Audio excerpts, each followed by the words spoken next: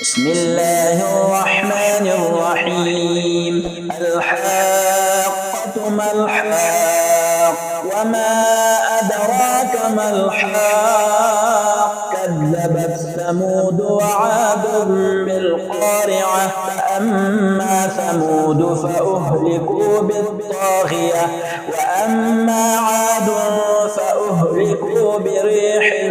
صرصر عاتية سخرها عليهم 7 ليال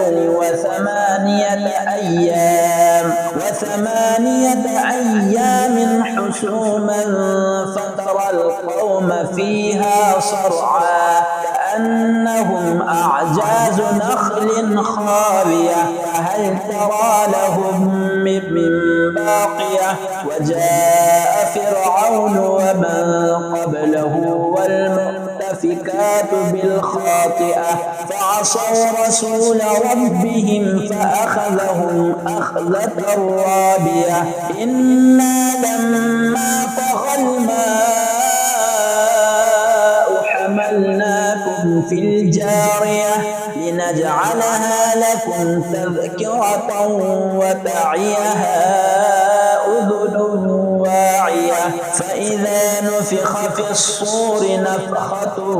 واحدة وحملت الأرض والجبال فدكتا دكة واحدة فيومئذ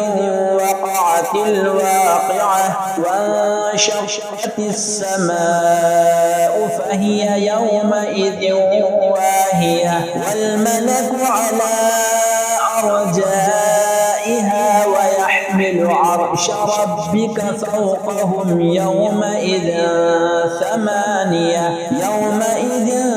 تعرضون لا تخفى منكم خافية فأما من أوتي كتابه بيمينه فيقول هاؤم اقرءوا كتابيه إني ظننت أني ملاق حسابيه فهو في عيشة راضية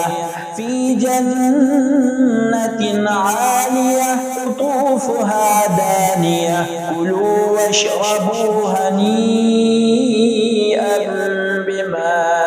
أسلفتم في الأيام الخالية وأما من أوتي كتابه بشماله فيقول يا ليتني لم أوت كتابيه ولم أدر ما حسابيه يا ليتها كانت القاضية ما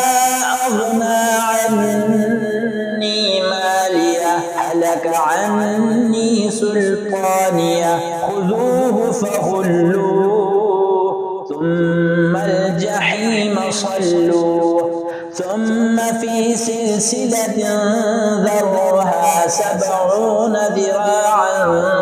فاسلكوه إنه كان لا يؤمن بالله العظيم